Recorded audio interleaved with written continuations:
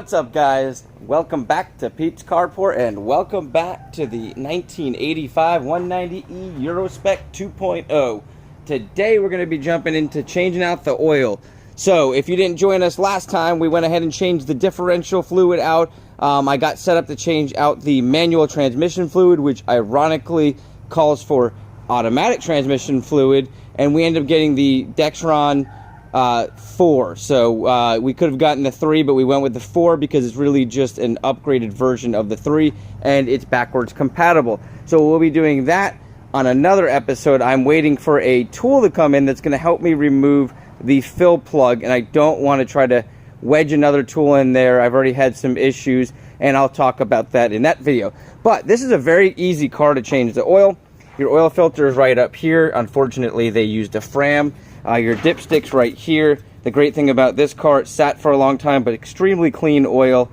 We still want to change it out, and it looks like it's filled right up to the proper line.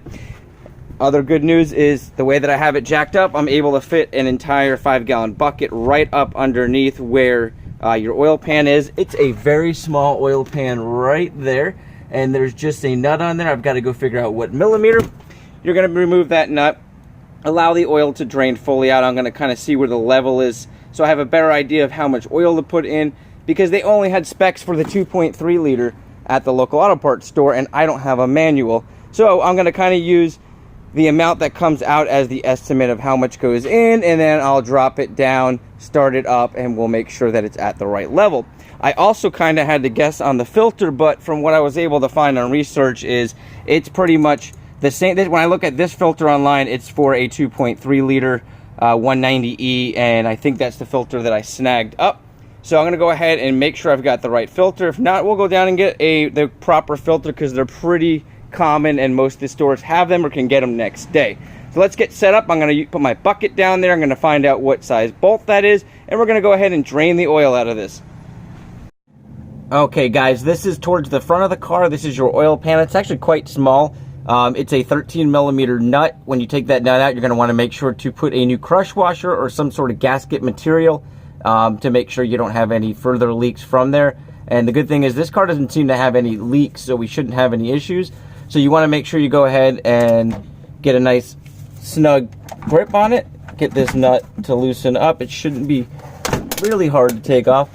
Fluid shouldn't start flowing right away, so now you can kind of remove it by hand. Make sure you've got your bucket or container up underneath it. Then we're going to take off our nut, or bolt actually. And you want to make sure you catch it, otherwise you got to fish it out of your either bucket or drain pan. Easier to pull out of a drain pan because they typically have an area that doesn't allow nuts or bolts to go down into it. Okay, it's just about there, so no issues getting this out whatsoever, which is good. Oil's flowing, and like I showed you guys earlier, oil is pretty clean on this car, so not a concern on that. And you can see here, it's not real dark or anything. It's probably maybe got 1,000 miles on that oil, and I bet you he changed it and it sat. So just let that flow out. After that goes, we can go up top and pull the oil filter out, and then we can make sure we got the correct one.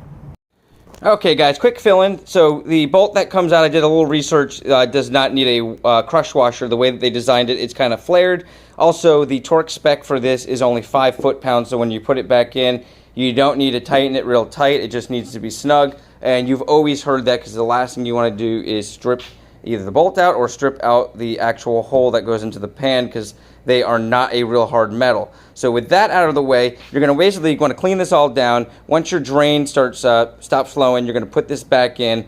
Ours is still flowing right now, just a little bit, and then we're going to go ahead and take our filter out. Alright, so I went ahead and grabbed my filter out, and I was matching it up with the one that I got, and I don't know if the one I got is right because it doesn't seem to cross-reference. It's a little bit smaller. The hole here does look like the same size, but I don't want to risk it. And I didn't get any special deal that I could get off of the mobile oil if I go to Advance Auto. So I'm going to go down to Advance Auto and see if they've got this filter, not a Fram, but the same style. But I can take the numbers off the Fram. Alright guys, whenever putting the nut back into your pan, make sure you first hand tighten it. You definitely do not want to cross thread this one. And if you feel that it's not going in easily, make sure you back it back out. Then we can get it nice and tight. We can grab our torque wrench and we can do a snug 5 pound-foot torque on there, and that should hold it. We shouldn't have any leaking issues.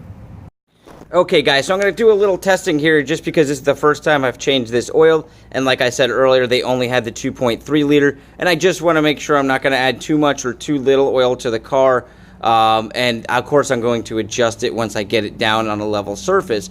But to start, I want to basically, this is a 5 quart that I already used about 3/4 of a quart. This is how it looks when it's new. It's all the way up to the top here. So what I'm going to do is add this to the car, and note where I have it, and then I'm going to take the oil that we drained out and I'm going to pour it back into here and see where it goes up to, and then we'll know how much more we approximately need to add. Of course, we're going to make some adjustments if needed after we get the car on a level surface, start it up, and let everything run through the filter.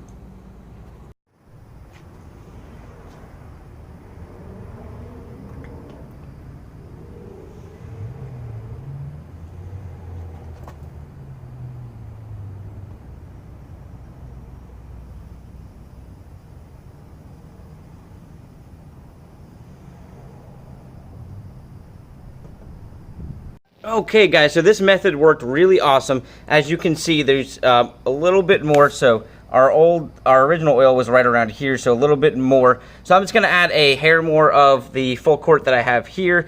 My guess is they told me that it takes about 5.2 quarts for the 2.3 liter. So I'm guessing right around 5 quarts or so on the 2.0 liter, maybe even a hair less. Now the oil filter is going to hold some of the oil in it. So we're going to want to make sure we lubricate that oil filter up, but also kind of consider that it's going to hold a little bit in there as a residual. So I'm going to add a little bit more oil, and then, like I said, we'll bring the car down, we'll start it up, we'll check the level, and if we need to add a little bit more, we will. But we are now heavily in the safe boat of starting this vehicle without any issues. Okay guys, so the final step to this entire project, like any oil change, is to make sure your levels are good. So grab yourself a rag. You've got a dipstick here. Your car might be different. Typically the dipstick's going to be yellow. I also want to point out that the filter definitely fit. That was the right filter. I will leave that down in the description. But I know most of you guys are not working on these 2.0s. I believe it works on the 2.3, but please double check. So the next thing you want to do is grab your dipstick out, and you want to lay it across the towel, and we're going to basically just clean it off. And the reason why we're doing that is because residual from the last oil could still be on there and we could get a bad reading. And then you want to push it back down all the way, and this is after we've started the car, let it run for a little bit, and put it on a level surface. So now you want to lay it here, and you should be able to see where your oil level is. I know it's going to be hard to see on that, guys. It's just above, so I'm going to add a hair more oil. It looks like I'm going to need a little bit more. Another way you could do this is lay it on a white cloth, and you'll kind of see when you lift up where the oil level goes, but I can definitely see where that's at. I probably need like a half a quart in order to get it right in that middle point, which makes complete sense. You always want to start a little bit low because you can add more very easily. It is very difficult to take some out because you got to loosen up either that nut in the bottom or siphon it out from the top. So hopefully that helps you guys out. I know oil changes are a basic thing, but I wanted to fill you guys in on everything I'm doing on this 190E Euro Spec and trying to get it back on the road. Next step is really probably tires and brakes, and I've got some ideas on that. But most likely you'll start seeing some videos on the SC300 drift build. I got an insane amount of stuff in just this week to do the build. Also, good news, it looks like the storm is heading elsewhere.